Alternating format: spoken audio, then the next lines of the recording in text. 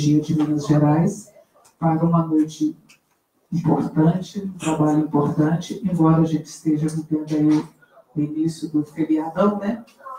Com muita satisfação que as comissões de saúde e a comissão de psicologia organizacional e do trabalho recebem todos aqui e também as pessoas que estão nos acompanhando pela transmissão, através do Facebook.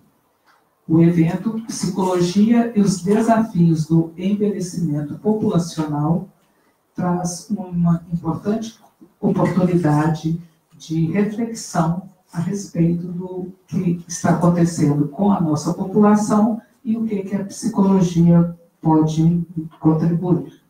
Os dados divulgados pelo IBGE em características gerais dos domicílios e dos moradores 2018 revelam que a população do Brasil, com idade de 65 anos ou mais, cresceu 8,8% em 2012 para 10,5% em 2018.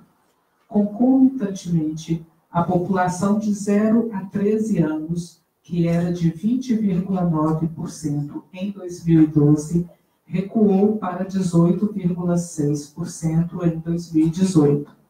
O Brasil vive uma inversão da pirâmide etária, evidenciada pela redução da taxa de natalidade e aumento da população idosa. Este contexto sinaliza para a necessidade de políticas específicas para a população. E a psicologia, enquanto ciência e profissão, como pode contribuir? Sabendo que o desenvolvimento humano é um processo complexo, dinâmico e inconcluso, o que profissionais da psicologia podem oferecer para esta população? Então, estamos aqui com as convidadas Denise dos Santos Sena, é psicóloga, especialista em EAD, servidora do Ministério da Saúde em exercício do Serviço de Humanização da FUNED. Há 10 anos, participa da organização do Programa Preparatório para a Aposentadoria. É membro do Comitê de Ética em Pesquisa da FUNED.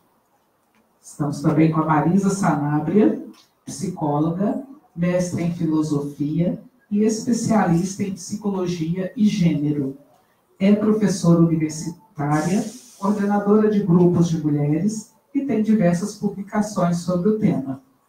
Eu sou Marília, eu sou psicóloga, mestre em saúde pública, eu atuo e resido em Divinópolis, Minas Gerais, e sou coordenadora da Comissão de Psicologia e Saúde. Para o início dos trabalhos dessa noite, vou passar a palavra à Marisa, que, conforme combinado aqui, vai ter 20 minutos para a explanação. Depois nós vamos passar para a Denise, e após isso nós teremos o espaço para o nosso debate. Combinados? Obrigada, Marília. Boa noite a todas e todos. Bom, é uma alegria estar aqui em casa outra vez. Eu fui conselheira em 2 mandatos e o conselho é um lugar que sempre nos acolhe, enfim, faz parte da nossa história. Eu vou passar só alguns slides. Eu tenho um livro publicado, eu publiquei ele em 2016 e agora eu fiz uma segunda edição, que se chama Segunda Vida, um guia para a mulher madura. E onde as questões da maturidade nos desafiam, sobretudo aos psicólogos, porque nós não sabemos falar da subjetividade na maturidade. E uma das questões que eu falo no meu livro, e que vocês vão ver, é que as pessoas na maturidade se perguntam quem eu sou hoje. Eu não sou aquela, né? Eu não sou aquela, eu não tenho aquele corpo mais, eu não tenho aquelas relações mais, eu não me reconheço. É uma vivência muito específica da maturidade. Então, eu falo no livro, eu tive uma paciente que comprava roupa do tamanho de quando ela tinha 30 anos. Eu não me reconheço neste corpo da maturidade, né? eu não me reconheço com estas marcas corporais. Então, eu vou passar alguns slides. Então, nós já sabemos, né, que somos uma sociedade que amadurece, que envelhece, e nós já sabemos também que temos uma performance. Nós temos uma performance. Como temos que envelhecer? Muito própria e específica dos países tropicais, né? Então, nós temos que envelhecer sem marcas de idade, com carinhas de sereia, enfim, né? E os senhores têm que envelhecer elegantes, com cara de sedutores e todas essas coisas, né? E uma proposta que diz que se a gente come alface, toma muito iogurte e caminha e puxa ferro, a nossa vida vai ser ótima. Não é bem assim. Não é bem assim. Vamos lá. Então, o envelhecimento é feminino. Esse é um dado que nós temos em todas as pesquisas e que eu imagino que a Denise vai constatar também, por uma razão muito simples. As mulheres vivemos mais. Tá?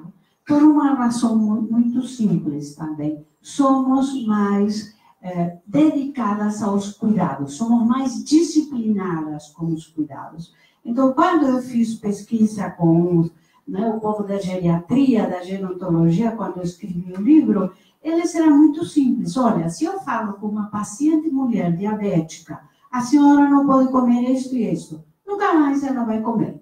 Se eu falo com um paciente homem, ele vai falar que não foi com ele. Né? Ele vai fazer de conta que não foi com ele. Então, esse é um fato. Aqui e na Europa, o envelhecimento feminino. A geração do baby boomer, nós, as mulheres que hoje estamos com 60, 65, 70 anos, eu acho muito importante, eu não sei se vocês leram no livro de Rubem Alves, As Cores do Outono, a Estética do Envelhecer. Rubem Alves diz, quando você for falar sobre envelhecimento, o primeiro que você tem que falar é sua idade. Bem, eu acabei de falar de fazer 65 anos. Então, eu sou uma baby boomer. Então, nós somos a geração dos anos 50, né?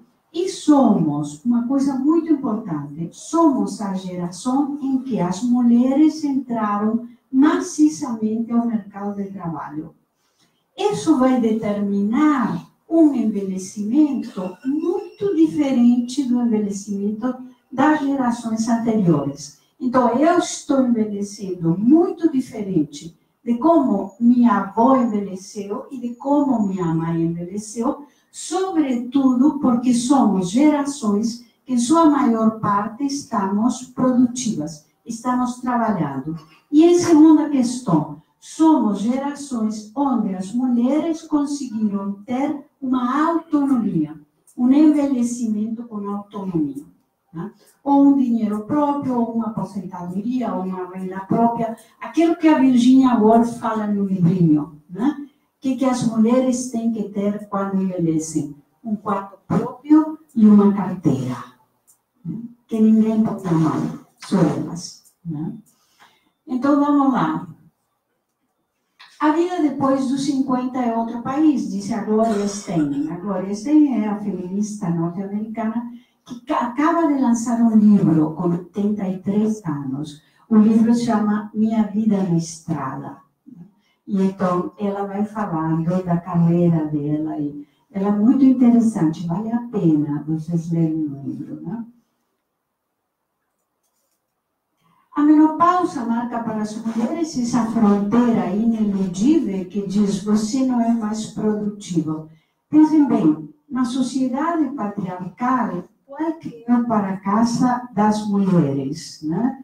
Parir, criar filhos, fazer cidadãos para a pátria, né? Cidadãos obedientes das instituições. A menopausa vai marcar a fronteira que diz que estas mulheres não vão parir mais. Bem, e é um grande momento, né? Que nós vivemos com muito preconceito, com muita dificuldade, mas, ao mesmo tempo, é um grande momento de libertação das mulheres, né? Vamos lá. Esse momento é vivido como uma menopausa. Então, com dúvidas, incertezas, medo e exclusão. E eu acho que um dos traços da contemporaneidade e da violência da contemporaneidade em relação a homens e mulheres não é somente que nós temos um padrão de como podemos ou devemos envelhecer, sino que o envelhecimento implica no lento ostracismo. Então, nós deixamos de ser aqueles que éramos professores ou que éramos médicos e aqueles que éramos autoridade para não ser mais autoridade e para perder capacidade de negociação. Então, numa civilização onde nós constantemente negociamos, né? Como é que nós vamos a viver, como é que nós vamos a pagar, como é que nós... O envelhecimento nos traz uma perda monumental da capacidade de negociação. Vamos lá. E então, eu queria usar um termo importante. Na Espanha se chama edatismo. Eu usei o termo da professora Ana Freixas, que é uma professora da Universidade de Córdoba, na Espanha, que trabalha o envelhecimento, sobretudo feminino. E a gente, no livro, fez a tradução como etarismo, né? Que são todas as condutas, sentimentos e rejeições em relação às pessoas que não são jovens. Né? O termo não é da Ana Freixas, edadismo é um termo de Roberto Blutter. Ele foi inaugurado em 1962 e está vinculado a todas as formas de discriminação em relação às pessoas idosas, e ele considera que o edadismo é tão grave ou mais, ou, enfim, na mesma linha que o racismo, que o sexismo, e enfim. Então, esse preconceito aumenta se falamos das mulheres, porque vivemos o edadismo, ou seja, a segregação pela idade, e o sexismo, ou seja, a exclusão pelo fato de ser mulher. Né?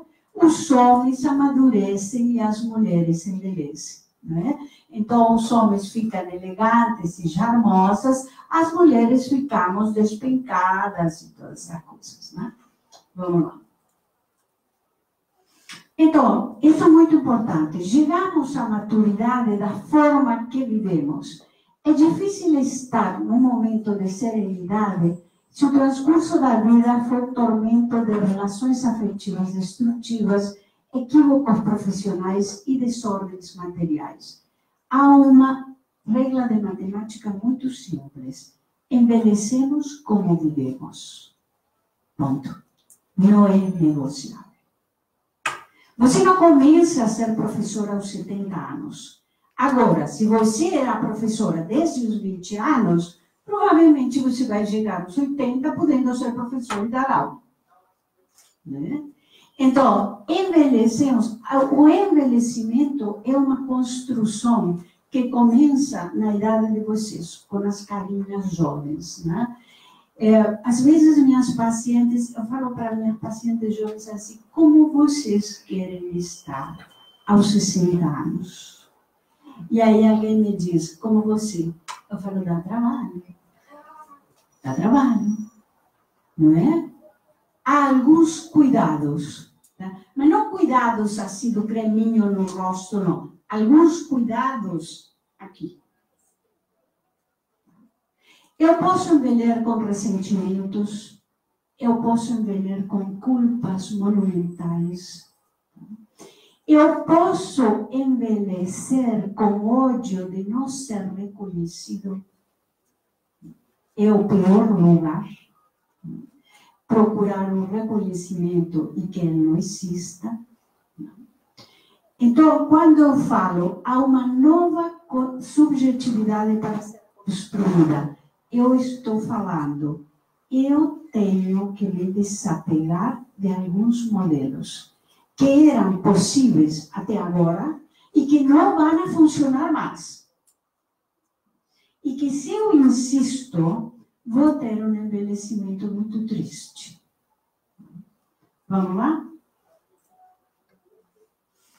Esse tempo nos traz um convite para a reflexão, o entendimento, o respeito, a tolerância por nós mesmos e a nossa trajetória. Respeite o que você fez. Sim, mas porque eu queria, Marisa, porque eu queria ter feito. Tá bom, tá bom. Então, vamos reconhecer o que foi possível. Vamos reconhecer o que foi possível. Sem que a gente se castigue, sem que a gente se maltrate, sem que a gente se desconecte de quem eu sou. Vamos lá. Se transformam em comportamentos, mitos, crenças e atitudes que nos acompanharam durante muitos anos e que hoje perdem o sentido.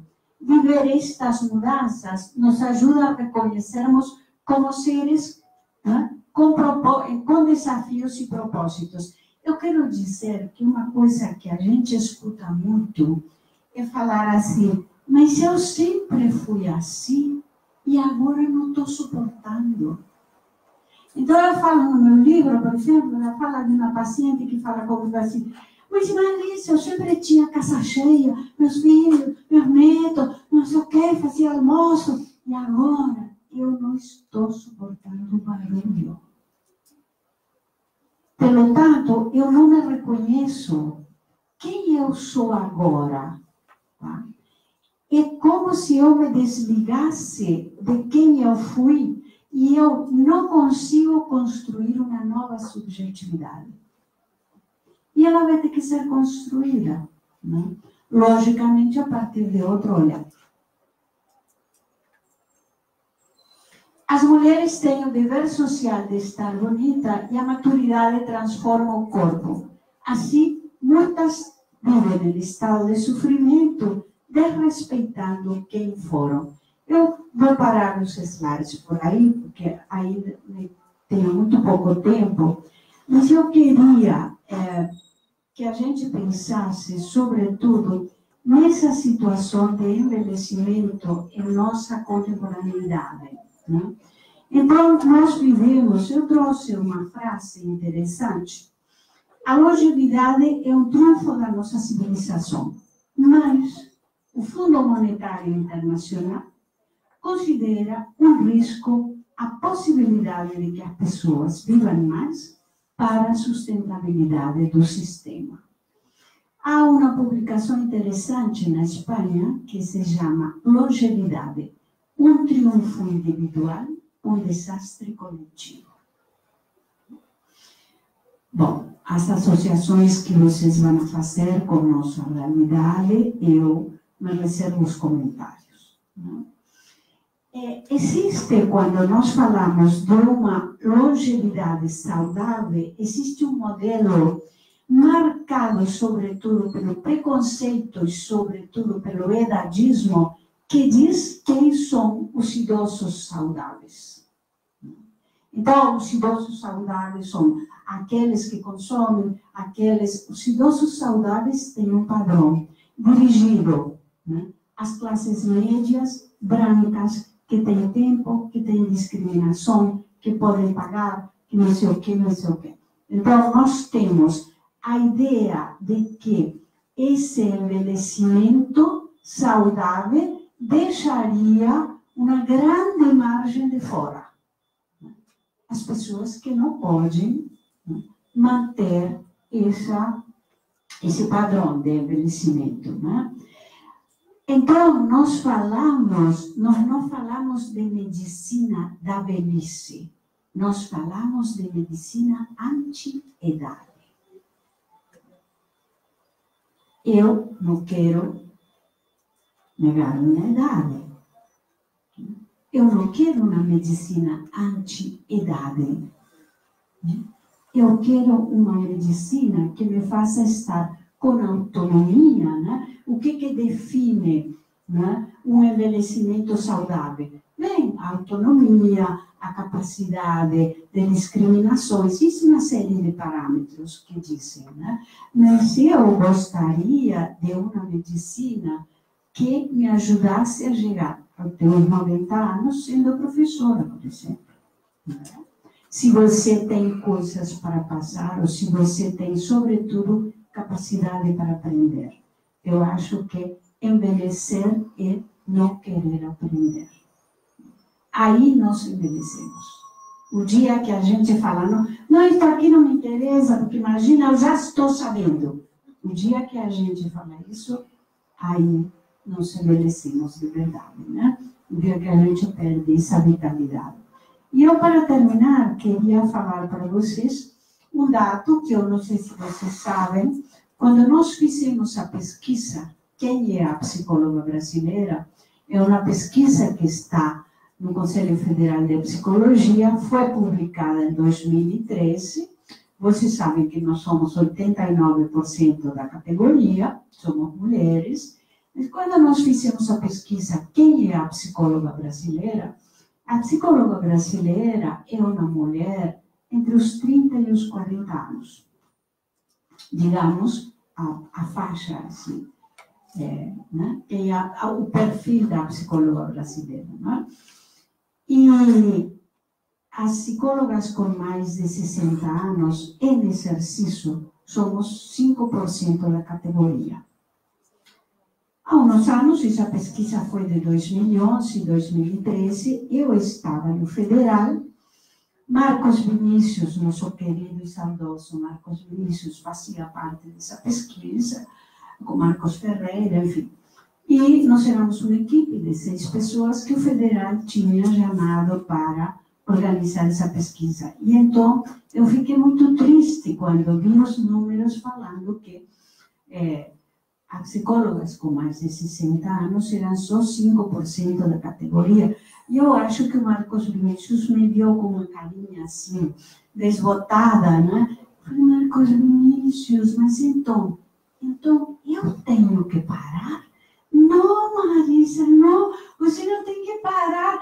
E eu fiquei muito assim, desesperada. Marcos Vinícius, então eu tenho que parar. Porque se somos só 5% da categoria, imagina, não tenho mais lugar. E eu lembro que na época o Marcos Vinícius falou comigo assim, de nenhuma maneira, eu também não tinha mais, tinha 60 anos, de nenhuma maneira, Marisa, nós temos que resistir. Isso era ele, claro, ninguém podia pensar que ele ia falar diferente, mas eu acho que é uma reflexão também, né? Eu acho que é uma reflexão. Esse envelhecimento que diz que a partir de um certo momento nós perdemos a capacidade de negociação e nós, como dizem algumas teóricas do envelhecimento, nos precipitamos pelo abismo. Não é bem assim, acho que a gente tem que pensar em outras possibilidades. Agora, em países como o nosso, o envelhecimento é um desafio, o envelhecimento nos desafia, com certeza, e eu penso, neste momento, no nosso país, uma grande incógnita. A Denise tem mais dados que eu e pode, né? Então, era isso que eu estou passando, cumpri com o meu tempo. Deu direitinho, viu, gente? Vocês viram que discretamente eu fui dando as marcações aqui, né? Obrigada. Vamos passar então para o Denise. Boa noite. Muito obrigada pelo convite. Né? Agradeço também a presença de vocês nesse dia atípico de Belo Horizonte, onde nós teremos o jogo da Argentina, deu um ibope danado pelo trânsito, né? Então, tem a turma aí que está torcendo para ela ser vice, mas nós estamos correndo o risco da gente nem ir, né? Enfim, agradeço também essa casa, está completando aproximadamente 10 anos que eu participei também de um evento que chamava, se não me falha a memória, Simpósio do Espaço Psi. E aí eu fui falar também da minha experiência, né, da psicologia no serviço público. E, coincidentemente, né, praticamente há 10 anos atrás, depois, eu fui convidada para falar também da minha praxis. Pela apresentação, vocês viram, né, que, na verdade, a minha pretensão é falar do que nós, psicólogos, e psicólogas, o que a psicologia pode fazer nesse processo de envelhecimento populacional. Ok? Você quer passar por aqui? Não, tá bom, tá tranquilo. Olha, como a Marissa bem disse, né, existem muitos preconceitos. E na minha opinião, eu falo muito para a equipe, está todo mundo ali, agradeço, né, o prestígio, o pessoal se sacrificando para vir aqui, é que eu falo que a saída para o envelhecimento saudável, além do cuidado, é você ter a capacidade de se relacionar com os mais jovens de igual para igual, ou então respeitando as devidas diferenças, né? Em algumas coisas, com certeza, eu sou melhor do que outros, em outros, não, né? Então, a gente tem que trocar. Então, eu aproveito para falar que essa beleza aí do PowerPoint, eu pedi ajuda dos universitários. Para isso, a gente tem, né, os estagiários para nos salvar. Essa belezura eu não sei fazer, não. Mas sei fazer alguma coisa também. Bom, essa metáfora é para mostrar de onde eu venho, né? É dessa árvore aí. O tronco, não sei se está dando para ler, porque está em branco, é o serviço de humanização. E a base, a raiz, é tudo aquilo ali. É o apoio institucional, a equipe que está na base de tudo, o código de ética, né, as ciências humanas, a política nacional de imunização, e tem mais uma coisa ali que eu não estou conseguindo ler, né, o que está escrito ali no meio? Direitos humanos. Olha, que bom que eu não li, que aí vocês tiveram que prestar atenção. E aí são vários frutos. Nós temos ali no serviço de imunização, que faz parte do organograma da Fundação Ezequiel Dias, e que eu já adianto para vocês que já foi uma grande vitória. Foi uma grande luta e uma grande vitória. Embora exista a Política Nacional de Humanização, que teoricamente nos obriga a fazer uma série de coisas, ela simplesmente é ignorada. A maioria das pessoas nem sabem que ela existe. Nós conseguimos, com muita luta, colocar no nosso organograma do RH, né, que lá se chama de Divisão de Gestão de Pessoas, um serviço de humanização, ok? Então, o serviço é o tronco, e ali nós temos 4 grandes entregas ou produtos. O PPA, o programa, nós adoramos siglas, né? Programa de Qualidade de Vida no Trabalho, PPA, o Programa de Preparação para a Aposentadoria. O Programa de Qualidade de Vida no Trabalho, NASF, que é um grupo de apoio sociofuncional, que é um espaço típico, né, característico, bem parecido com a psicologia clínica, que é um espaço de escuta e de ajuda, e temos os projetos que nós chamamos de projetos estratégicos. E nas folhinhas ali são as coisas que nós estamos fazendo atualmente. Sarau, roda de conversa e etc. Pode passar, por favor. Aí tem nessa outra metáfora aí a questão do guarda-chuva, não vou pretender ler, que eu não estou conseguindo, mas só para vocês enxergarem que nesse programa de qualidade de vida no trabalho tem várias coisas, né? Tá? Várias coisas. E o mais importante, né, pode pensar, é que o que começou primeiro? Pode voltar lá no guarda-chuva. Na verdade, o programa de qualidade de vida no trabalho começou junto com o PPA. Em 2010, a FUNED fez 2006, a FUNED fez uma grande mudança no seu quadro. Há mais ou menos 20 anos não havia concurso, e foi feito um concurso com a pretensão de trocar, e trocamos, 75% da força de trabalho em um ano, em 2007. Então, isso foi uma mudança brusca. Imagina uma instituição de ciência, né, e tecnologia, pesquisa, trocar sua força de trabalho em um ano, 75% da força de trabalho. Foi um choque, né, para quem estava lá, para os chefes. E aí veio a demanda mesmo de quem estava lá, então nós tivemos que começar a cuidar de quem estava, porque nós tínhamos também um desafio de cumprimentos. Senão as pessoas desorientaram, pensaram assim, se eu não passar no concurso, o que vai acontecer comigo? A resposta é óbvia. Saindo.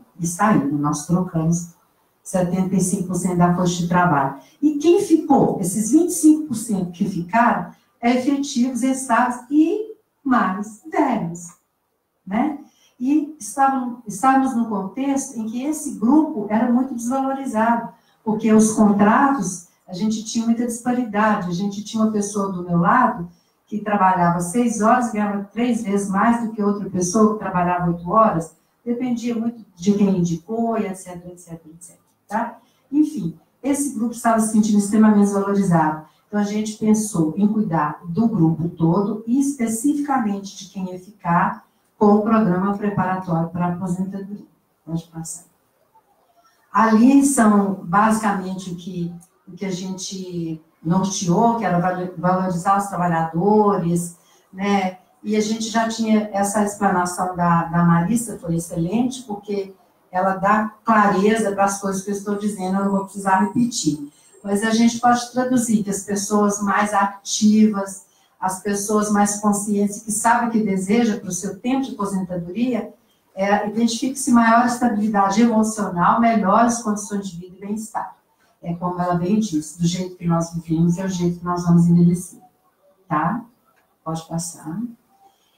O PPA, que é o programa, né, realizado pela Serviço de Imunização, que eu disse, faz parte do PQVT. Aí tem um seguinte detalhe.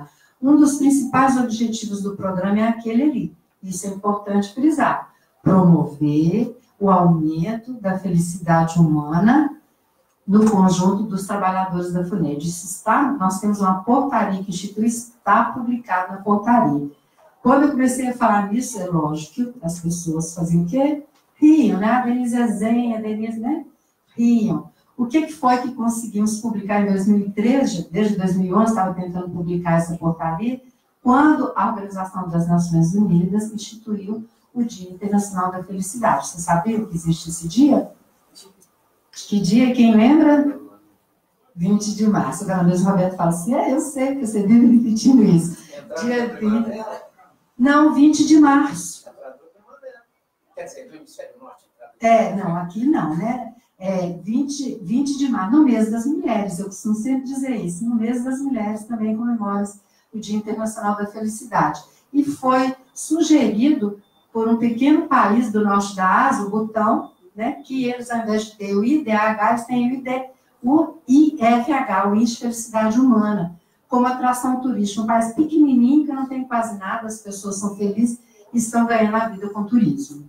Ok? Aí a nossa logomarca, e a justificativa é a Constituição, né, o Estatuto do Idoso, que fala que tem que ter, as instituições têm que investir em trabalhos preparatórios para a aposentadoria. Está lá, para que as pessoas tenham uma vida mais saudável, uma vida mais feliz, mais em acordo, porque é uma transição violenta, conforme a Marissa bem disse. A aposentadoria, ela vem junto com o envelhecimento. Vem duas coisas que praticamente ninguém quer. Por mais que quem entra no mercado hoje fala assim que eu completar a aposentadoria, naquele dia, tem gente que fala, deixa a caneta cair e pega a minha bolsa e me retiro. Eu falo para eles assim, você fala isso agora, eu também falo isso. Depois, a coisa muda de figura. É uma mudança violenta. Uma funcionária outro dia, comentando na hora do almoço, com quem a gente lá convive, com as pessoas, no dia a dia, a gente almoça junto com as pessoas que a gente trabalha com elas. Aí, chegou para mim e disse, Denise, agora eu vou aposentar. É como se fosse assim, agora eu vou aposentar. Vai? Vou. Que dia? Dia tal. Aí a colega assim, não é fácil, a gente perde dinheiro. Aí eu falei, o principal está aqui. O mais difícil é o emocional. Agora eu acho que eu estou preparada para me aposentar, né? Então, a Manzano, ela fala, só reforçando ali, né, que na maioria das vezes, né, algumas pessoas que não estão preparadas podem levar a depressão e outros transtornos, perda da autoestima e até muitas vezes a morte. A questão do suicídio, né, não vamos nem falar do que a gente tem medo do que está por vir, mas é um índice de morte também alto. Na FUNED a gente não tem estatística, não. Mas em relação aos homens, em relação às mulheres, quando aposentam, é o quadro, nós não fizemos essa estatística, mas salta aos olhos como que os homens morrem, às vezes com 1 ano, 2 anos. Então, às vezes, a gente, quando convida, né, quando a gente arrasta, a pessoa convida para o PPA, muitos homens falam assim, eu não vou naquilo, não. Não, por que eu não vou, não? Não quero aposentar, fulano aposentou, morreu. Beltrano aposentou, morreu. E começa a citar os nomes dos colegas que aposentaram e morreram dentro de 1 ano. É alto. Realmente é um indicador assim, assustador. Mas vem de acordo com exatamente o que a Marissa disse. Ela disse que como vivemos, nós vamos envelhecer. Aquelas pessoas não adoeceram em um mês e morreram. Elas já estavam adoecendo, então não estavam se cuidando. Né? Pode passar, por favor. Bom, aí nós vamos, é um dado que para mim é a coisa mais difícil no processo de envelhecimento, que é o preconceito.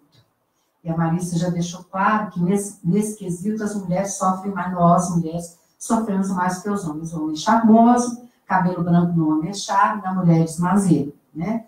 Não sei se vocês conhecem esse termo, desmazelado, mas é assim, nossa, mas é desmazelada, né? Você não vai pintar seu cabelo, né? Não pode. É difícil a gente lutar para deixar uns fiozinhos brancos na cabeça. Para o homem é charme, né?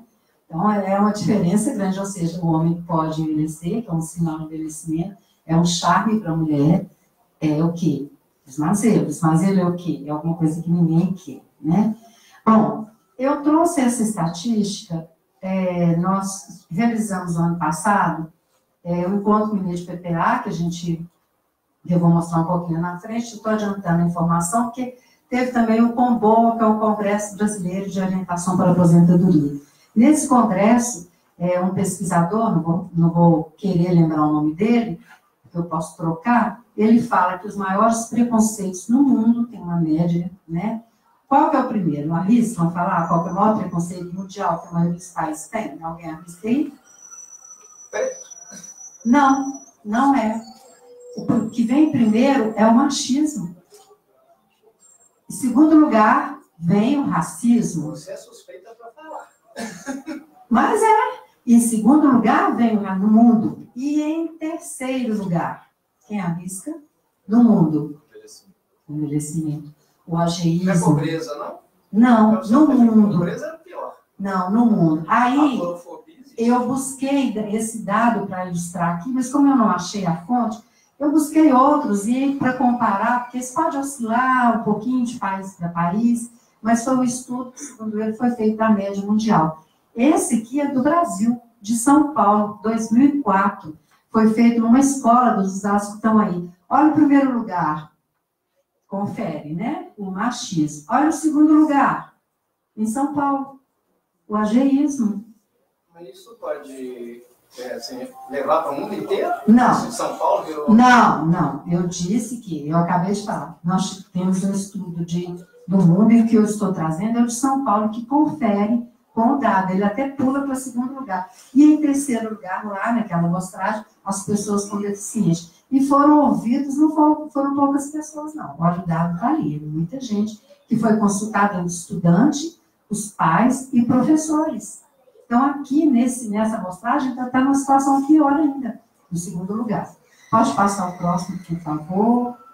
Bom, aqui só para falar da metodologia, não vou me deter muito, não, por causa do tempo, acho que tem coisas mais importantes para falar, mas, de qualquer maneira, a metodologia é feita nós fazemos de 2 em 2 anos, a gente faz palestras sobre temas variados que interessam a população, e a gente sempre faz uma retroalimentação. Depois de cada PPA e cada encontro, a gente pede sugestões para os próximos. E além de pesquisa, que de vez em quando a gente também já sabe de algum dado que precisa inserir.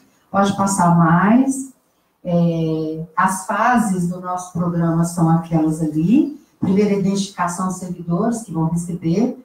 Por exemplo, em 2019, nós estamos nessa fase, levantamento de pessoas que têm as condições para aposentar naquele determinado período. Hoje nós soubemos, né, Roberto, que está em torno de 150 pessoas. Nessa amostragem que nós estamos abrindo um pouco mais para as pessoas que vão completar, segundo as normas da aposentadoria de hoje, até 2024, que possam se aposentar. Então, nós estamos com 150 pessoas. A segunda etapa é a análise de probabilidade, estudar se é possível fazer. A terceira, a composição do conteúdo, que a gente já está fazendo. O quarto, a operacionalização. E a avaliação que retroalimenta o tempo todo. Pode passar, por favor. Também não vou falar muito, mas por causa do tempo, agora já está mais curto, mas de 2010 até 2017, nós passou pelo PPA lá da FUNED em torno de 300 pessoas. Nós temos, anualmente, a nossa força de trabalho gira em torno de 1.000. Então, uma boa amostragem que a gente tem, Sem falar das pessoas que não são da FUNED, que a gente convida, a gente faz um trabalho bem parceiro. Próximo, por favor. Aqui eu vou mostrar rapidamente, galeria de depoimento e fotos. Aqui, esse foi o primeiro, né? Aí eu quis mostrar, porque vocês lembram que um dos motivos que a gente colocou, dos nossos objetivos, é promover o aumento da felicidade? Aquelas carinhas ali, vocês acham que estavam felizes? A turma toda indo passear em Otim, né? Todo mundo irradiando felicidade. Próximo, por favor. Alguns depoimentos, esse da Rosimeira eu acho importante, né? Que ela fala, o encontro proporciona uma oportunidade que é muito importante. Leia, por favor. O encontro proporciona uma proximidade que é muito importante, já que estamos passando por uma fase de decisões. É uma servidora do serviço de medicamentos. O outro é o passeio ao Hotel Fazenda Retiro das Rosas, promovido pela organização do evento, foi uma atração à parte. Fomos muito bem recebidos, nos divertimos e ainda tivemos a oportunidade de conversar sobre o futuro. Próximo. A foto, pode passar. Uma série de fotos, porque assim, a gente tem as palestras e a gente sempre tem o lazer. Um dia é de passeio, tá? E aí, é algum comentário também que a gente coloca, né? Que a gente pretende também valorizar o servidor, aumentar a autoestima desse servidor, tá? Que estavam se sentindo embaixo desvalorizados. Pode passar.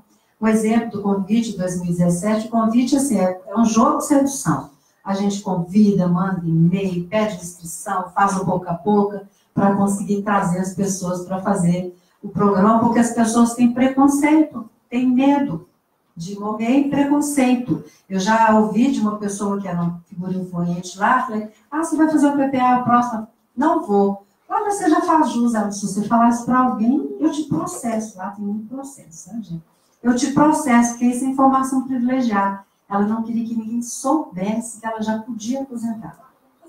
Né? É um preconceito grande. Pode passar. Aí são mais depoimentos, né? Essa aí é de 2017, né? Então, pode ler, por favor. Gostei muito do curso do PPA, pois aprendi coisas novas. Parei para refletir melhor sobre a aposentadoria. Tive 4 dias de contato com alguns colegas que eu quase não tenho tempo para conversar. E foi muito prazeroso para mim. Quem não participou não sabe o que perdeu, sinceramente. Outro depoimento. Me senti privilegiada ao poder participar desta edição do PPA. Todos foram extremamente acolhedores, agradáveis. A equipe gestora mostra-se sempre envolvida com o evento, atento aos detalhes cuja construção carinhosa saltou aos olhos. A experiência foi, para mim, extremamente gratificante. O depoimento da professora Lígia foi sensacional. Vale um comentário, esse depoimento da professora Lígia é professora da UFMG.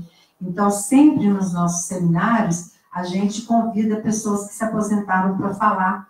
Né? A gente tem uma pergunta que diz, a vida com H, né?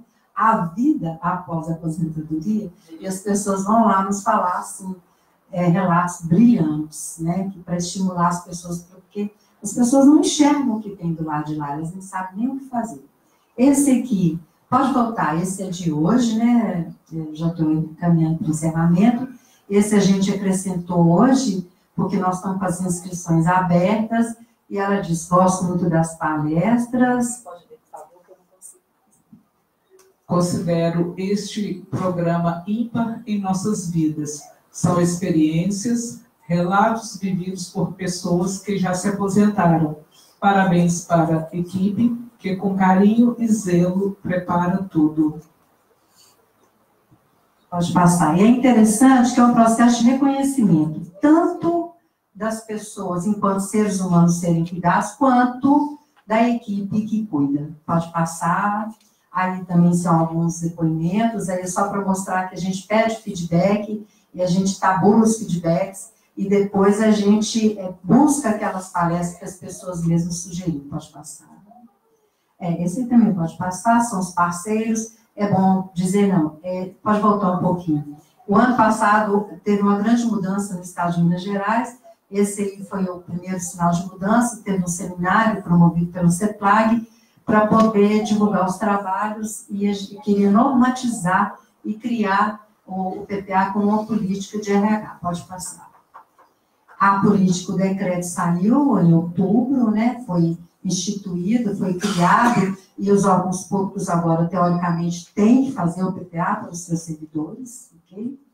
Aí, um exemplo, nós tivemos o Encontro Mineiro também, fruto dessa parceria do primeiro programa de preparação para a aposentadoria no Encontro Mineiro, e junto nós fizemos uma parceria com o Instituto Zanelli, que algumas pessoas podem conhecer o professor Zanelli, que é o CONBO, que é o Congresso Brasileiro de Orientação para a Aposentadoria. Pode passar.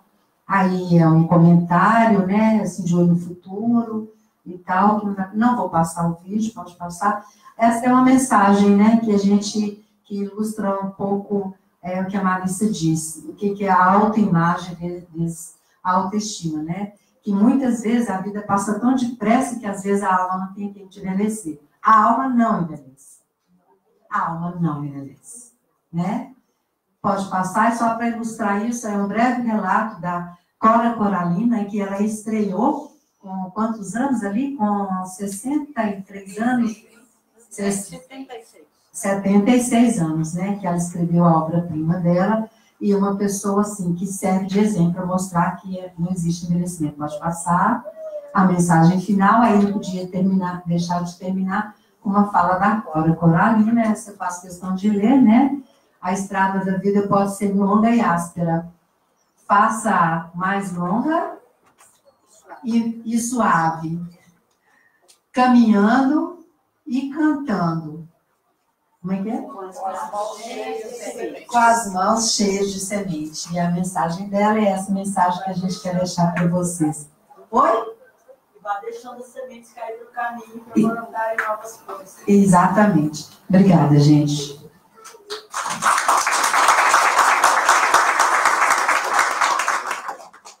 Gente, agora nós vamos passar para a rodada onde a gente vai fazer por blocos, 3 a 4 questões.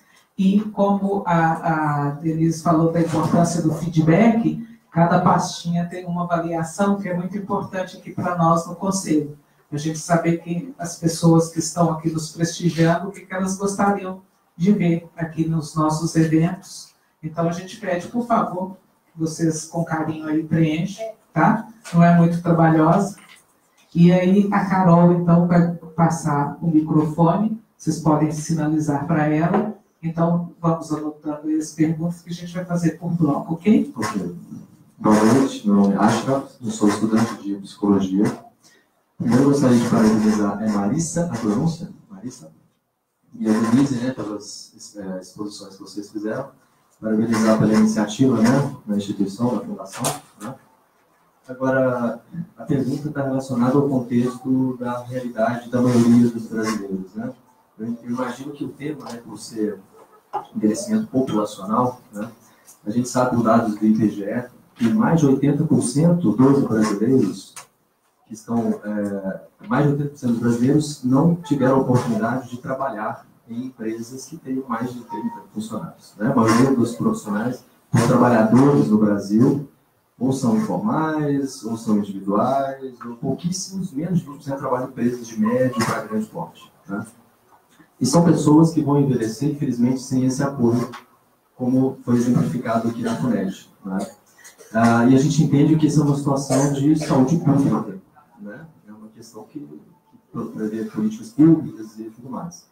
Então, a minha pergunta é, nesse contexto de uma questão de saúde pública, o que a psicologia pode fazer, pode atuar em benefício desses indivíduos, desses sujeitos, né, que estão enfrentando esse desafio do envelhecimento no Brasil, principalmente. Okay? Obrigado.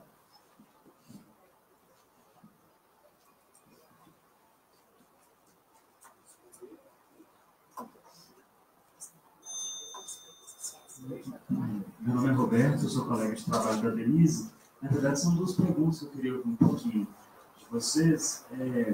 uma sobre o diferencial mesmo da presença de um psicólogo ou de uma psicóloga em equipes, né, que trabalham com preparação para a aposentadoria. E a segunda, a importância da relação do psicólogo com outros profissionais de outras formações, né? As equipes multidisciplinares, seja na preparação para a aposentadoria, ou seja no trabalho já com aposentados, a importância desse trabalho multi ou interdisciplinar.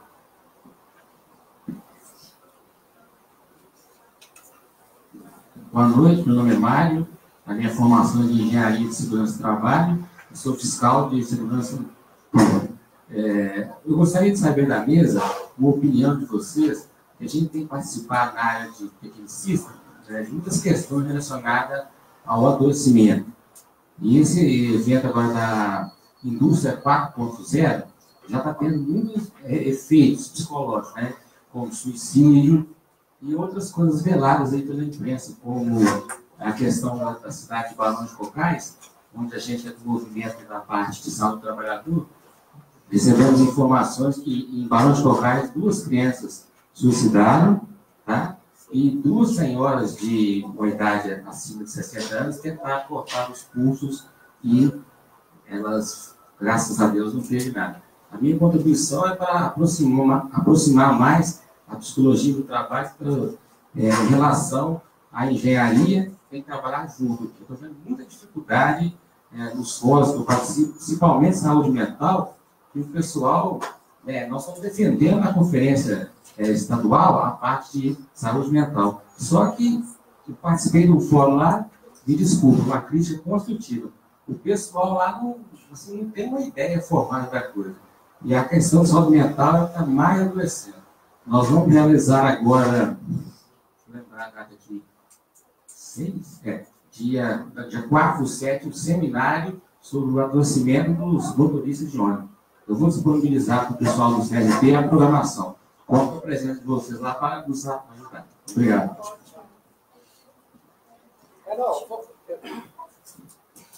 Agora, eu acho que já está bastante. Vamos fazer esse bloco, porque já está bastante denso, e aí a gente... quem gostaria de começar?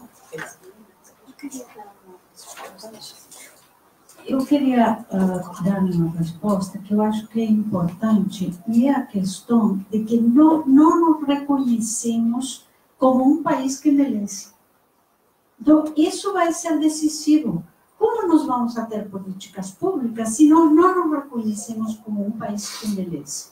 Essa é uma grande questão, né? Nós vivemos em um país que cultiva uma certa performance de uma juventude perene, nós não nos reconhecemos como um país que envelhece.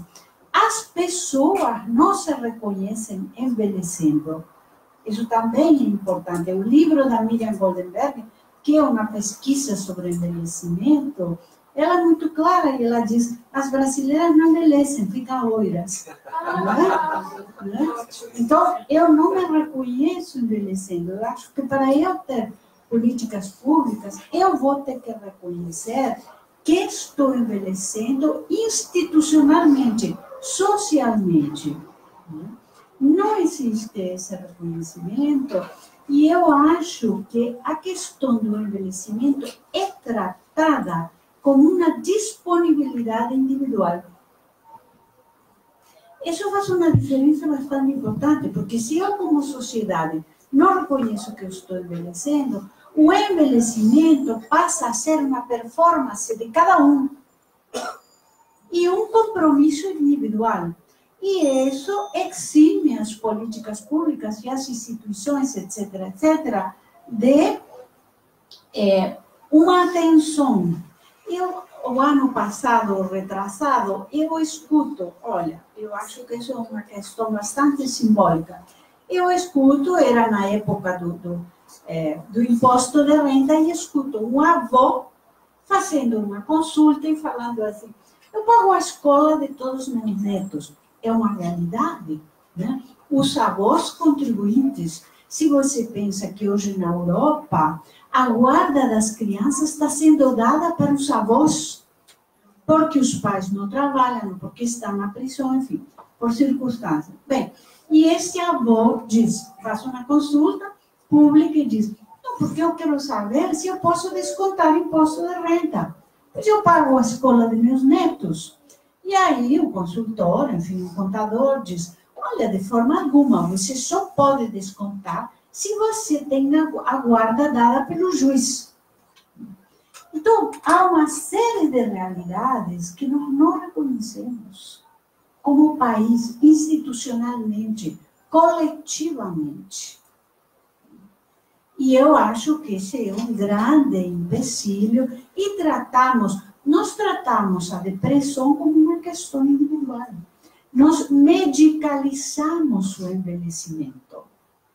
O envelhecimento não é uma doença, mas nós medicalizamos o envelhecimento. E tratamos assim, querida, você está triste, toma um Prozac que melhora. Né? Bem, então, eu não sei a Denise se... Bom,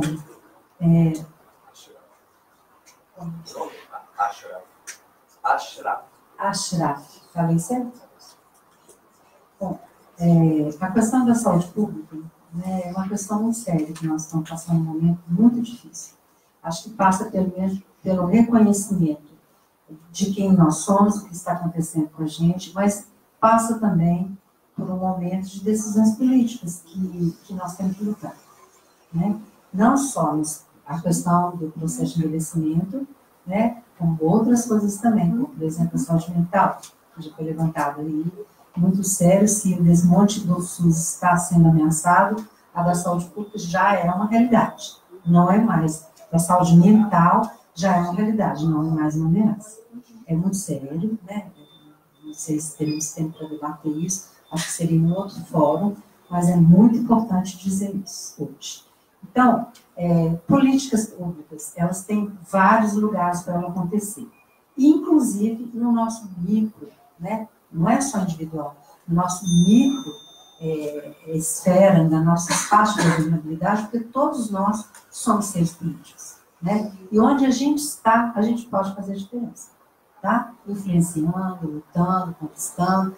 Esse exemplo que o PTA no FUNED, o Programa de Qualidade de Vida no Trabalho, do Serviço de Imunização, dentre outros, é vitória, é luta, né? Conquista de espaço, pelo trabalho, pelo reconhecimento daquela população, pelos depoimentos, vocês podem ver que as pessoas, os trabalhadores, são nossos aliados. Eles cobram da gente, eles cobram isso da gente. Então, a questão da saúde pública tem que se fazer alguma coisa sim, e eu entendo o decreto que saiu ano passado como um avanço. Houve um reconhecimento, né, e decretou, tem que se fazer alguma coisa para essas pessoas. Lá não fala do financiamento, que é outra questão também para a conferência, quem vai pagar a conta? Eu estava lá no debate, eu terminei com essa pergunta. Fui aplaudida pela plateia. Meus colegas de mesa não gostaram muito da minha fala. Eu falei, e o financiamento? Quem vai pagar?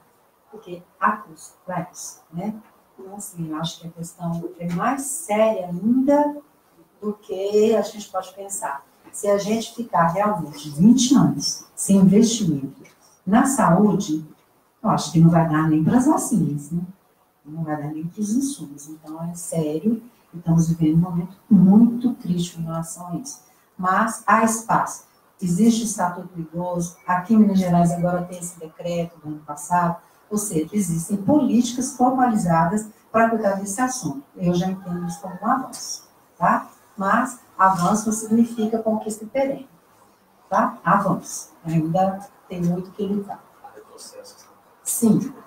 Posso aproveitar e já emendar com o segundo aqui, depois eu te passo? Bom, respondendo aqui a questão do Roberto, né?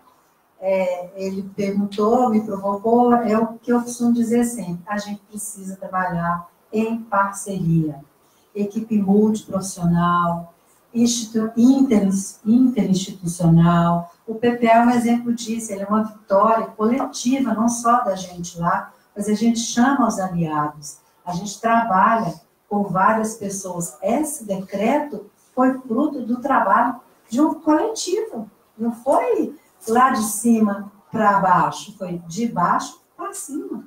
dos trabalhadores que lutaram por conquistar, e a gente se juntou, né? Vários órgãos, a rede da saúde tem, a Secretaria de Saúde tem a FEMIG, tem Minas, tem FUNED, e a Escola de Saúde era nossa, não sei como é que vai ficar, mas a Escola de Saúde também fazia parte da rede. A gente começou a trabalhar em conjunto, além disso, chamamos outros pares, Clóvis Salgado, etc, etc, tá? Então, é fruto de um trabalho coletivo. E dentro da equipe, né, é fundamental, a gente se complementa, a mesma coisa da diferença de idade, né? Eu sou psicóloga que trabalho há algum tempo, né, dentro da área de recursos humanos, então, quando a gente presta alguma assessoria no processo seletivo e na mesa de chefia, eu costumo defender essa equipe tem que ser heterogênea, não vem com só jovem, ou só mais velho, ou só homem, ou só mulher, você vai ter problema, a gente precisa equilibrar. E os profissionais também. Eu às vezes sou criticada porque eu não me considero corporativista. Eu acho que o corporativismo não é uma boa saída. Às vezes, até em determinadas situações, a pessoa precisa endurecer, né? Algumas posições. Mas eu não sou corporativista. Então, eu defendo que a gente precisa abrir o leque para outras profissões para a gente acontecer a troca. Ok? Você quer completar isso? Falta a terceira, não sei se ela quer responder. Bom, Mário, eu acredito até que, de certa forma, a gente responde, né? Agora, você trouxe dados alarmantes, às vezes eu não durmo uma noite pensando em Barão de Cocais. Mário, deixa eu só acabar de te dar o microfone para poder, porque está sendo transmitido pelo Facebook, as pessoas... Eu estava participando no Ministério Público de Minas Gerais de um seminário, um simpósio sobre os acidentes de barragem, na realidade de Mariana e Brumadinho. E no intervalo lá do Coffee Break, eu fiz uma colocação para a promotora de Barão de Cocais, de Brumadinho, né, que elas estão envolvidas na situação lá. Nem elas estavam sabendo dessa situação. Nós que temos um fórum efetivo na área de agrotóxicos, saúde do trabalhador, se acontecer qualquer coisa no Brasil, uma caldeira, um exemplo, lá em Manaus romper, em 5 minutos já está nos nossos grupos. Então, nós somos muito bem informados e gostaríamos que vários atores participassem com a gente, né? Porque só a gente sozinho fica complicado. Tem coisas que a gente não pode, questão psicológica, uma série de coisas, não compete a parte de engenharia correr. A gente tem espaço para vocês. Tá? Obrigado. Eu acredito até que a Marília talvez vai fazer um convite aqui, porque esse tema vai ser tratado especificamente no próximo Psicologia em Foco, mas já que você tocou no assunto... Eu sempre ponho as considerações desses eventos. Outro dia teve um evento lá em Juiz de Fora, e era interessante ser aqui em Belo Horizonte. Os acidentes estão aqui no nosso entorno. Então, saúde do trabalhador é uma coisa muito importante, está sucateada no SUS. Eu trabalho há 26 anos com fiscalização e qualquer realidade do Brasil eu conheço. Na área de vigilância sanitária e saúde do trabalhador. Então, tem que fazer esses eventos aqui também. Com certeza, Mário. Nós estamos vivendo uma realidade esse ano, né? Nós acordamos, eu acordei, eu vou falar na primeira pessoa, porque eu não imaginava que Minas Gerais tivesse um queijo suíço como está. Eu estou assustada. Às vezes eu não durmo pensando no pessoal de Barão de Cocais. Eu falo para mim mesma, eu não sei se eu aguentaria morar lá. Eu acho que eu já teria escutado há muito tempo. Congonhas, Não. Estou esquecendo dessas duas. Então, eu disse, Minas Gerais virou um queijo suíço. Sim. Então, é uma coisa que me preocupa muito, eu acho que uma coisa que nós já discutimos, eu participei do 10º COREP, foi um assunto que foi muito reforçado, não sei se vocês sabem, aconteceu, foi em abril, né, o 10º Congresso Regional de Psicologia, isso foi muito falado, e particularmente eu defendi que sim, nós da psicologia precisamos nos preparar para ajudar essas pessoas, para enfrentar essa situação. E aí, respondendo talvez um pouco também, como é que a gente pode fazer? É uma saída meio estratégica que todo mundo faz, e eu também não vou fazer diferente, porque eu acredito nisso. Nós temos que abrir espaço para falar. Nós temos que conversar. Olha, esse menino que veio aqui, essa criança, né, com essa alegria, que veio aqui, escutou essas conversas, as pessoas estavam indo embora, voltou, e para despedir, né, que vem essa leveza da criança. assim, dá um tom diferente na palestra. A gente precisa conviver, a gente precisa falar sobre isso, a gente precisa ouvir sobre essas coisas e participar, assumir responsabilidades, né? A saída é o coletivo, eu não vejo outra saída.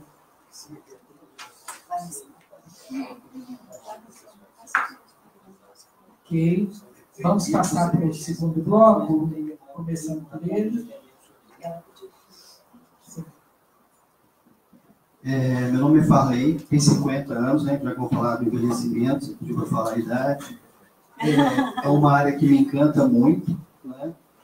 Eu sou especialista em terapia de casal e família, sou neuropsicólogo, trabalhei 10 anos dentro de instituição de longa permanência para idosos, lidando com essa questão de envelhecimento, e desenvolvi um programa de treinamento neuropsicológico para idosos institucionalizados sobre funções cognitivas. Por que eu estou destacando a minha formação em terapia de casal e família? Porque eu vejo todo mundo falar do envelhecimento populacional e falar do idoso. Só que eu percebo o seguinte, quem está envelhecendo não é só o idoso, a família está envelhecendo. E aí, qual que é o papel da psicologia? A gente vai continuar focando no indivíduo, não dando esse suporte à família, no processo de envelhecimento. No consultório, o que eu recebo de funcionários públicos que estão no processo de adoecimento, antes de entrar no programa de preparação da aposentadoria, e que, de uma certa maneira, eu vejo o envelhecimento, ele começa já no início, né? Eu falo que todos nós estamos envelhecendo e legislando em causa própria, até porque, se a gente não parar para pensar como a gente vai viver hoje, quantos idosos chegam no meu consultório falando o seguinte: olha, quando eu trabalhava, por exemplo, Telemic, tá? O meu projeto com a minha esposa era pegar um trailer quando eu aposentasse e viajar pelo mundo, viajar pelo país. Aí chega no consultório, eu não consegui nem entrar dentro do trailer. Né? Então, eu vejo assim, uma diversidade muito grande de possibilidade de atuação do psicólogo. Já vi várias vezes na Comissão de Psicologia da Saúde, em outras diretorias, batendo na tecla: cadê o título de especialista em psicogerontologia? Aí, dentro disso, já está se falando nem mais em gerontologia, está se falando em longevidade. Então, são várias ações que eu vejo que a psicologia poderia estar tomando nessa questão de envelhecimento, e eu acho que o debate, sabe, esse tempo que a gente vai ter aqui, eu acho que eu tenho várias coisas para estar compartilhando. Aquela famosa frase das instituições de longa permanência para idosos, que os idosos estão lá abandonados?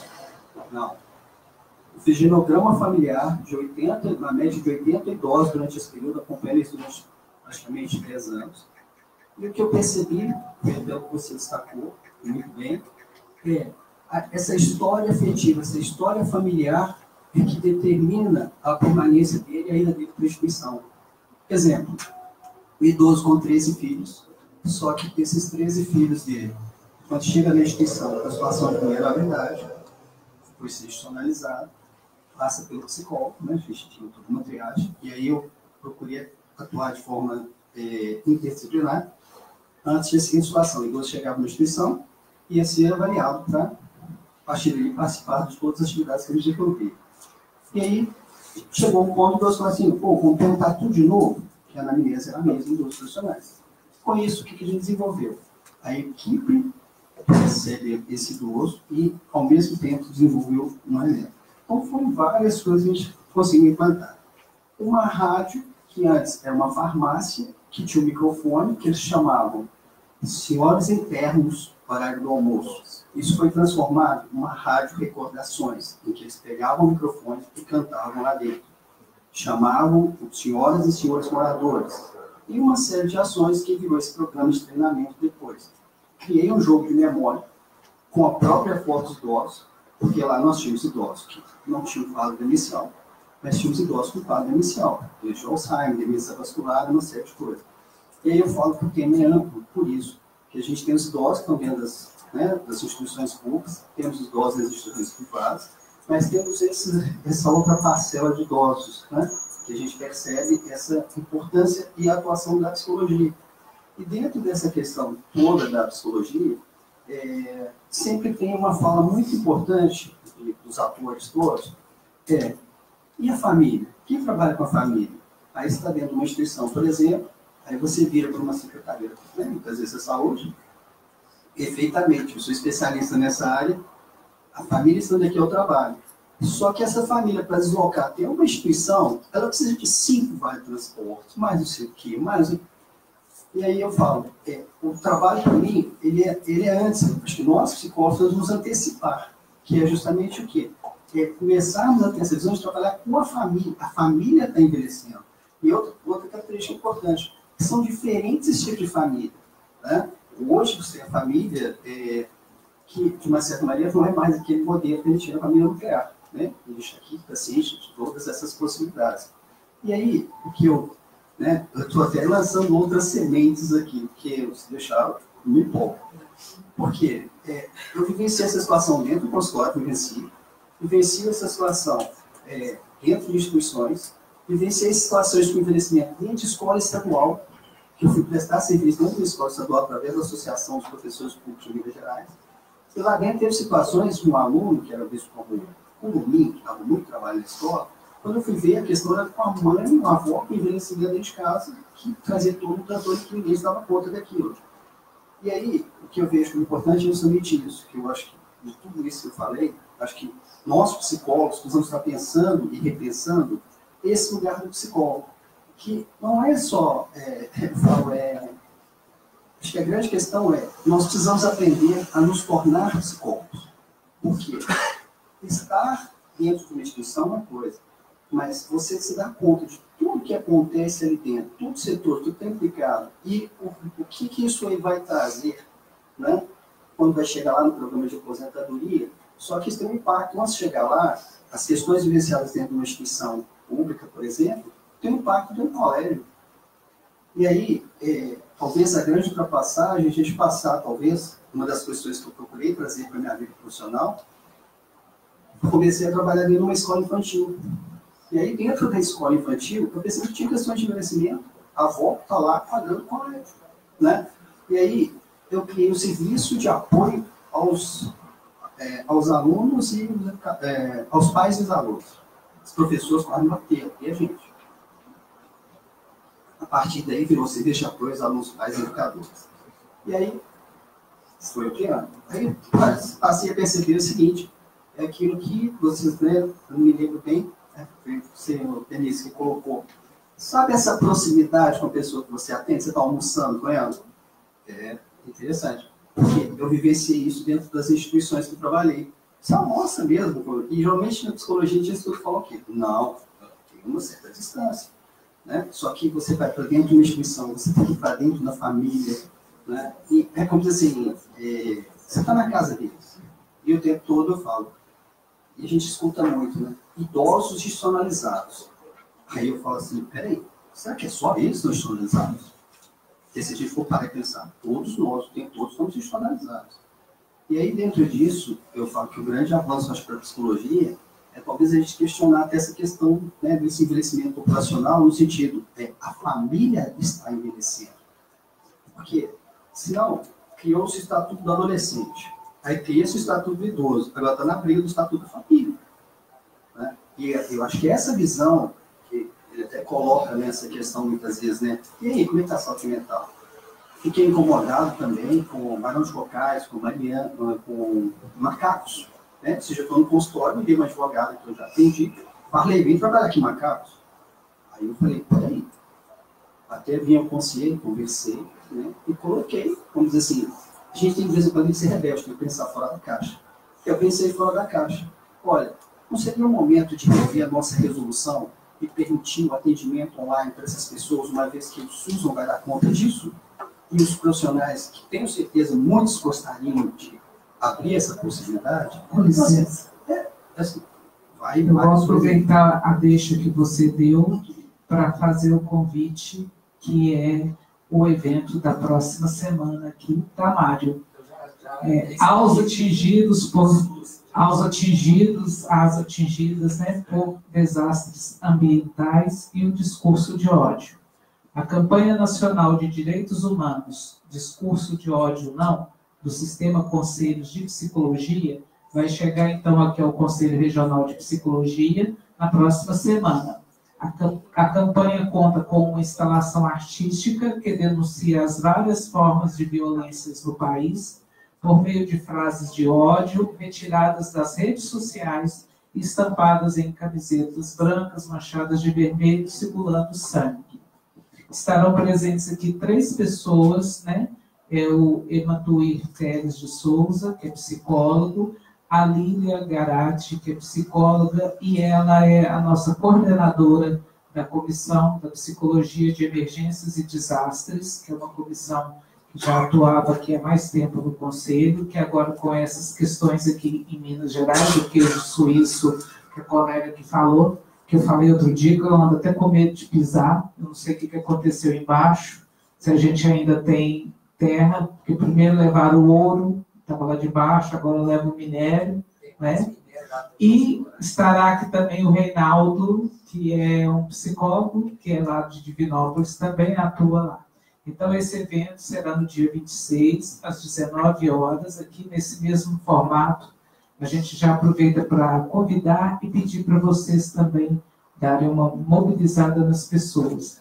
Tudo isso que o Mário já trouxe, né, com relação às questões, tudo isso que o nosso colega traz, essa questão desse posicionamento da psicologia, da nossa profissão nesse momento, é muito importante. Né? Eu falei aqui no início que o desenvolvimento é inconcluso, né? Assim, também acho que a nossa formação é uma formação que não se conclui nunca. Vamos passar então para outra questão, para a gente poder fechar o bloco de 3. Essa colega aqui quer falar? E depois você, tá? Sim. À medida que ele foi falando, algumas coisas que eu gostaria de levantar já foram levantadas, mas resta comentar um pouquinho mais. Essa questão mesmo do envelhecimento tardio, né? Do envelhecimento, quer dizer, da velhice avançada, quer dizer, né? A gente pouco comentou aqui, né, na mesa, pouco comentou. A gente tem, então, uma facilidade maior para conversar a respeito daquela pessoa que está nesse processo de envelhecimento dentro das empresas, que correm o risco de deixar de ser produtivas e tem isso um sofrimento, não é? Mas tem o depois, né? Como é que as pessoas vivem esse depois de aposentadas, né? Então, eu trabalhei em ILPs também, e em outras instituições, como conventos, trabalhei com um grupo de idosos, também que não estavam institucionalizados, assim, o tempo todo, né? E a gente pode observar, né, a angústia que existe nesse momento, né, nesse corte que existe na vida deles, no momento de perceberem que eles vão ter que ser institucionalizados, ou pela família, ou pela iniciativa própria. Isso porque chega num determinado momento que a família realmente não dá conta de dar a eles o suporte necessário. Porque a família está pequena, né? São poucos os filhos hoje, todos trabalhando muito. Agora, com o aumento de idade de aposentadoria, isso vai ficar mais complicado, porque os filhos terão um tempo maior de trabalho, né, pela frente, e um tempo menor para cuidar dos seus idosos, né, dos seus familiares. Então, a institucionalização, eu acho que ela vai se tornar mais frequente, né? Vai passar a ser um acontecimento assim, mais generalizado dentro da nossa comunidade, né? E eu acho que os próprios idosos, né, estão tendo já essa consciência de que de que existe esse preconceito e de que eles também não se sentem bem, não se sentem à vontade para pedir qualquer coisa que seja a própria família. Eles que dão tanto, né, que pagam os estudos, que sustentam os sobrinhos, que sustentam os filhos, os netos, de repente eles não querem pedir, né, pedir ajuda porque quebraram a perna, pedir ajuda porque não estão se sentindo bem, né, de saúde, e notam que estão perdendo a autonomia, ouvindo menos, não conseguem mais dirigir também, ficam inseguros, né, no trânsito, e aí eles acabam tendo essa necessidade de eles próprios se institucionalizarem. Então, na pesquisa de mestrado que eu fiz, que foi na Sociologia, na UFMG, eu trabalhei muito com narrativas de vida, e uma coisa que eu observei ali em todos esses idosos de diversos ambientes, né, que acabaram pensando na institucionalização em LPs, que a aposentadoria deixa de ser uma coisa mencionada por eles, uma coisa importante, não é mais. O que é importante é o momento da vida deles em que tem uma ruptura com o lar, com o ambiente familiar, e que eles passam a morar numa instituição, né, numa instituição de longa permanência de idosos. Então, eu não acho que o momento, assim, no caso da velhice mais avançada, que foi a velhice que eu pesquisei, embora com pessoas ainda lúcidas, né, ou em quadros muito pouco alterados de consciência, né, a aposentadoria ela ficou para trás, não é mais significativa, né? Outros eventos se tornaram muito mais importantes. É um AVC que tiveram, né? É uma doença grave, um câncer, que tiveram que se tratar, é perda do marido, é perda dos filhos, né? Enormes, tentados, ou seja o que for. Então, assim, de repente, muitos outros eventos, para além da aposentadoria, ganham importância na vida desse idoso, né? E isso é uma coisa que eu acho que precisa compor essa história, essa discussão, né, do envelhecimento, né? Acho que não foi tratado aqui. E a questão também do idoso em demência, em processo de demência, né? Ou mesmo com essa depressão, seja o que for, né? Mas que está causando um transtorno, né? de saúde. Eu estou fazendo agora psicogerontologia e vendo muito sobre isso na Faculdade de Medicina, no Hospital das Clínicas. Então, é um outro viés mesmo, né, a ser contemplado também, né? E uma coisa que eu noto é que aqui no Brasil nós não temos nenhuma estrutura assim, para pensar sobre a gente mesmo, assim, a gente que está envelhecendo, eu estou com 62 anos, né? E eu fico pensando, eu tenho 2 filhos, e aí, eles trabalham loucamente, possivelmente vão trabalhar, vão se aposentar pelos 70 anos, eles vão ter tempo de cuidar de mim, né? Cada um no estado, cada um trabalhando, né, muito, não tem tempo, eles não têm esse tempo de virem até mim para exercer um cuidado. Então, quais as alternativas que estão sendo organizadas, né? A gente vê que em termos de saúde pública não temos isso no Brasil, e em termos também das várias categorias profissionais, ou o que for, mas, assim, categorias de amigos, pessoas, né, que poderiam se organizar para criar esses ambientes, né, que funcionariam como residenciais, assim, né, e com uma boa estrutura para esses idosos se colocarem. Então, acho que porque as CLPs não vão dar conta. Você se apresentou? Desculpa, meu nome é Vanja Castro. Isso. Bom, em relação à questão da psicologia das emergências, dos desastres, né, eu participei aqui há pouco tempo de um encontro também, e ficaram, inclusive, de passar mensagens para a gente por e-mail, dizendo do que foi definido após uma reunião das pessoas que fazem parte, que compõem a comissão, e porque eu também me interessei pelo assunto, mas eu não recebi e-mail algum, e ficou só no encontro. Assim, então, Evângela, por favor, anota aí nessa avaliação, nesse feedback. Ah, sim, ok. Põe seu e-mail novamente, que pode ter tido algum problema, e a Carol, olha para nós, né, Carol? Agora, a pergunta. Se presente, por favor, tá? Boa noite. Meu nome é Eurides Lemos. Eu sou, a minha profissão primeira professora primária. Sou formada em pedagogia, psicologia. Estou me enveredando na linha da psicopedagogia e neuropsicologia. Eu acho muito interessante esse debate. Quando eu recebi o e-mail, eu falei, poxa, chegou a hora, né, de conversar sobre isso, porque já estava passando a hora. Porque eu tenho pensado muito a respeito dessas várias vertentes que vem falando de envelhecimento, de juventude, de criança, disso, daquilo, mas não vejo resultados.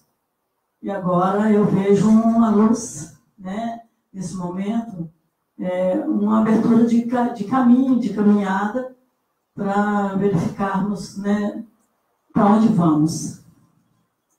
Nós, esses são os nós da psicologia, para onde vamos.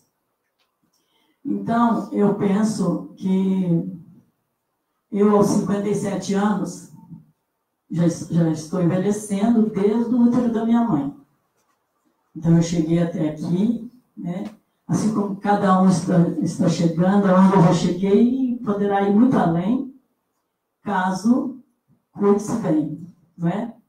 Então, a minha mãe está com 81 anos, meu marido com 74, e nós estamos aí para lutar. Eu tenho conversado muito com os alunos, né, desde 3 aninhos até 11 anos, conversando com as famílias, porque eu trabalho no controle de frequência das crianças, então eu tenho contato com todos os familiares da escola, que são mais de 700 alunos na escola. Eu tenho contato com todos eles no momento que os meninos começam a faltar, porque o avô ou a avó não está dando conta de locomover-se até a escola. Então, o número de faltas aumenta, a gente vai atrás, a gente chama a família, convoca os pais, convoca tios, para poder auxiliar, para poder trocar, né, de lugar com esse avô que já não está dando conta mais. Então, nós vamos ter que pensar bastante a respeito, porque é muito sério. Porque, nesse caso, está prejudicando a infância também, né? Nós estamos pensando na envelhecência, mas temos que pensar também na criança que está vindo, né? Porque as famílias diminuíram, né? O número de indivíduos nas famílias diminuíram. Minha mãe teve 7 filhos, eu tive 3, e cada um dos meus filhos, um tem 2, os outros, cada um tem 1. Então, assim, o número de pessoas cuidadoras está diminuindo significativamente. Tá? Muito obrigada. Obrigada. Quem quer começar? Bom, assuntos complexos, né? Eu vou tentar responder o Varley, né? Varley, né? Neuropsicólogo, o papel da psicologia nessa família que está adoecida. Acho que, de modo geral, esse segundo bloco gerou em torno do envelhecimento não saudável, né? Só, assim, me justificando, mas não por isso, 20 minutos não dá para falar tudo, a gente tem que escolher alguma coisa. E falar por inteiro aqui. A questão da senilitude, senilidade, foi um assunto tratado em um dos nossos encontros por um médico, que foi lá falar sobre isso. E a gente fez em forma de dinâmica. Começamos com um filme que eu indico para vocês, um filme nacional, para quem gosta do assunto, que se chama Que Queijo Você Quer? fala de uma família pequena, vocês já viram? Alguém assistiu? Então, é só o casal, os dois idosos, né? Um apartamento simples e tal, então a mulher vira para o marido e fala, que queijo você quer? Estou indo na mercearia. Aí ele responde e ela simplesmente tem uma explosão. O filme passa em torno disso. Não vou contar o final para não estragar a surpresa. Então, assim, trata desse assunto, da família envelhecendo. E o que acontece nesse processo? No caso, eles não estavam bem. Eles tinham um apartamento, moravam lá, mas o sonho dela era ir para a Itália. Né? Mais ou menos assim, você prometeu para mim que a gente ia casar, ter filhos, ser feliz, e quando depois a gente ia para a Itália. Ah, não vou mais para a Itália? Vou ficar aqui nesse apartamentinho? Foi isso que eu sonhei para mim? Não. Então, vem esse momento e os dois saudáveis. Nem estou falando daqueles que não têm uma pessoa para cuidar, que não tem um companheiro e que precisa ir para algum outro lugar, né, independente do nome que se tem. Gerou um pouco em torno disso. Talvez não por acaso, porque, na minha opinião, é a parte mais difícil do envelhecimento. Na minha. Pode ser meu medo, estou falando de mim, né?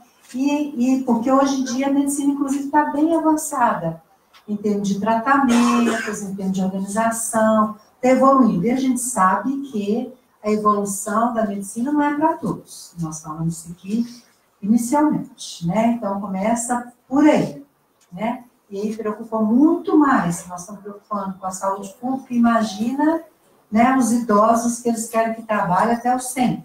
Então, a situação não está favorável, por um lado. Por outro lado, o que acontece com as situações desfavoráveis? O que está acontecendo aqui, por exemplo, nós estamos falando sobre isso. A questão dos desastres se organizaram, né? Nós estamos nos organizando para lidar com a situação que, para mim, era completamente desconhecida. Por mais que seria óbvio, mas eu não me preocupava muito com a barragem, não. Eu não sei vocês, não me preocupava mesmo. Assim como a gente não se preocupava com a Exatamente. Assim como a gente não se preocupa com o envelhecimento, não se preocupava até que o quadro está se invertendo, e muito menos com as doenças que vêm, que as doenças novas. Se a gente está vivendo mais, algumas outras doenças podem aparecer. E isso aí está extremamente evoluído, e se a gente tiver a expectativa de vida, que está aumentando, todo mundo sabe, ela se mantém desde que as condições mínimas necessárias para a pessoa viver, ela chega até lá, que são saúde, educação, saneamento básico, etc, etc, etc. Se esse quadro mudar, como parece que vai mudar no nosso país, eu espero que não, espero que a gente consiga lutar contra, essa expectativa ela vai mudar. Sabe, talvez daqui a 10 anos, se mantiver essas políticas que estão pretendendo, que eu não acredito que vai se manter, porque eu acredito que a gente vai reagir, né?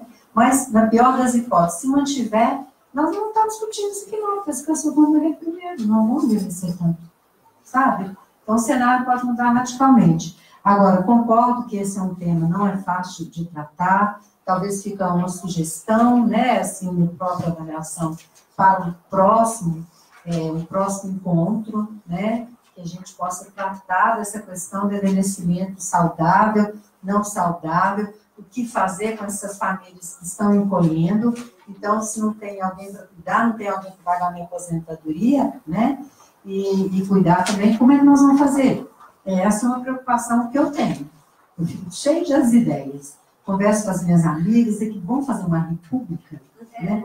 Vamos morar numa república, vamos alugar uma casa grande, a gente que tem, aí a gente contrata a faxineira, a manicure, a enfermeira, o acupunturista, o fisioterapeuta, etc, etc, etc, etc, da coletividade, começar a pensar em alternativas. Eu acredito, sinceramente, que a população vai sair à frente das políticas públicas nesse momento. Eu acredito que sim. A gente é mais criativo do que os nossos políticos, eu acredito. Ok? A Marisa quer complementar. Eu queria complementar, porque eu acho muito procedente, importante o que vocês falaram, e eu estou fazendo uma formação em cuidados paliativos. E essa formação que abre um mundo, né? Eu não sabia e desconhecia, enfim, toda essa realidade. Em primeiro lugar, eu acho que instaura a ideia de finitude para todos nós. Né? Então, desde que eu comecei a fazer o curso, eu tenho muito claro, né, a questão da finitude. Né? Acho que os cuidados paliativos trazem essa questão. Também tenho muito claro a ideia do envelhecimento familiar e dessa reestruturação, desse deslocamento familiar e dessa exigência dos avós da contemporaneidade. Né? Eu falo que ser avó na contemporaneidade é um esporte radical. Né? É um esporte radical, porque você faz uma série de papéis, enfim, desempenha uma série de coisas, vai, corre, leva um para a escola, um para a casa do outro, enfim, que eu acho ótimo, mas não é, eu não sou a avó que minha avó foi, né? Com certeza. Né?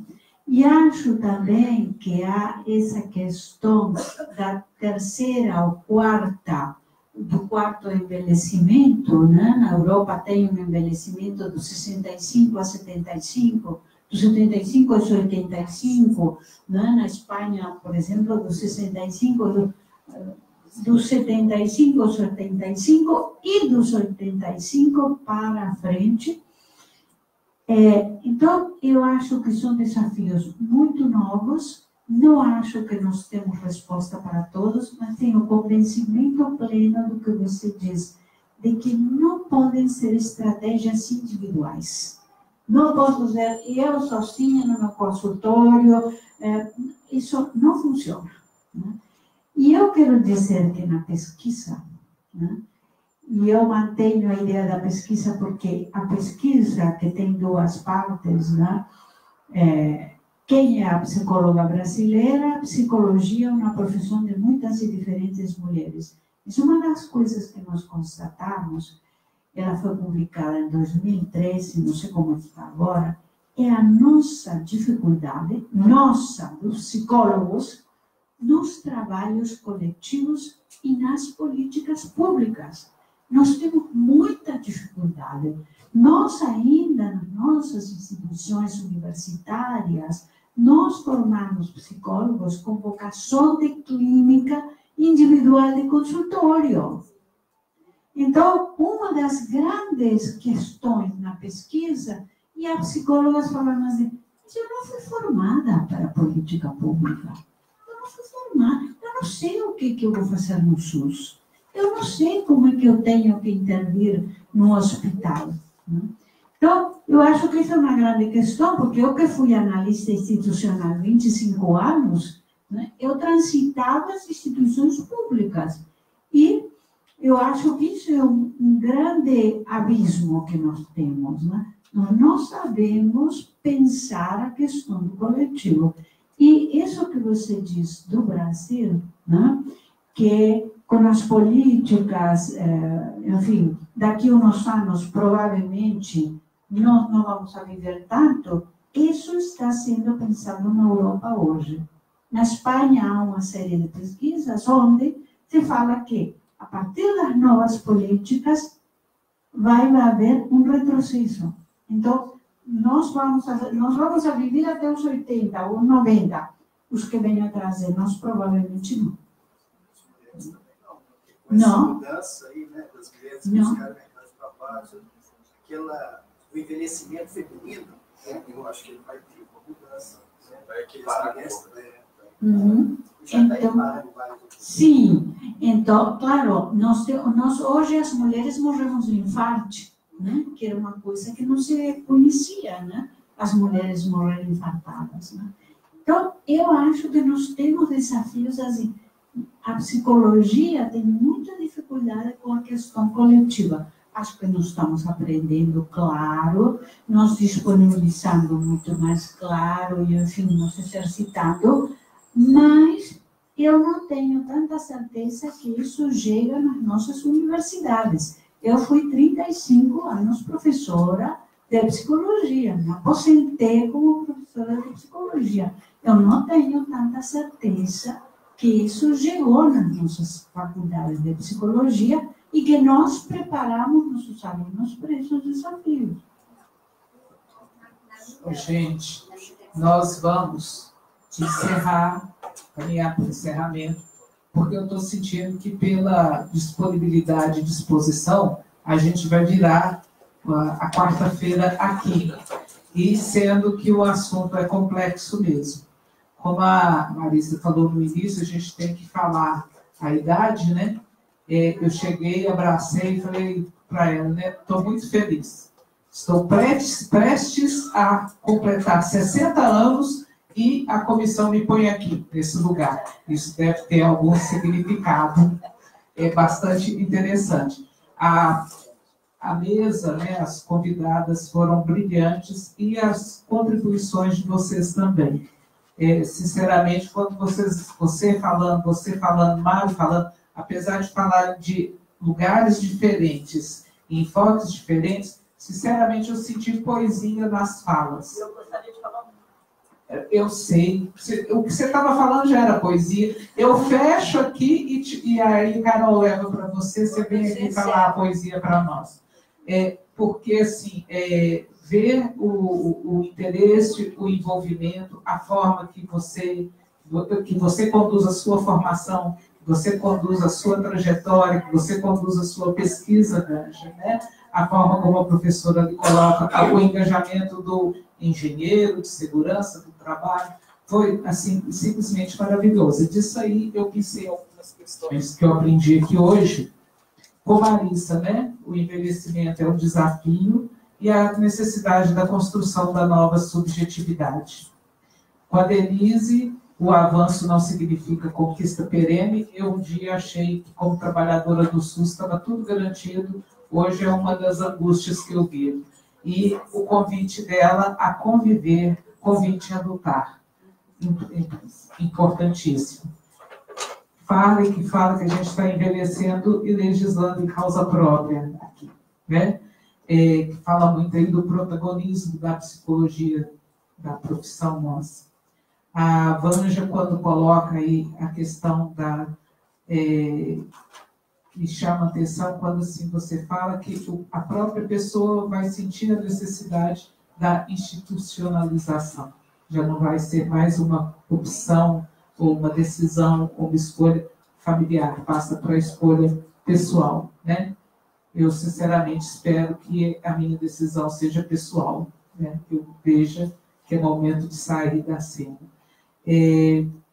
A Marisa, quando fala do curso de cuidados paliativos, eu acho que é assim, né? Também te glorifica aí na formação, né? Na conduta toda que você tem na sua trajetória, e é bastante empolgante ver uma pessoa com a sua trajetória estar em curso, em formação.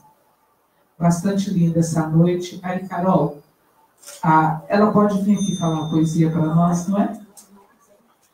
Esqueci o nome dela. Euridice.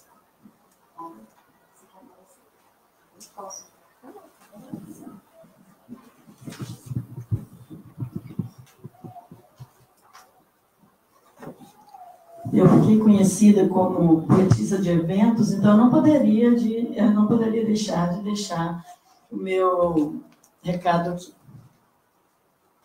Envelhecer. Em grande número, nós não estamos vivendo experiências louváveis, levando em conta que humanos são perecíveis e extinguíveis, como qualquer ser vivo. Melhor experimentar reconhecer o envelhecimento. Demoramos em ver o ser caminhando para o fim. Negamos a perda da beleza, a perda da vida. Estamos aqui começando a conhecer o caminhar.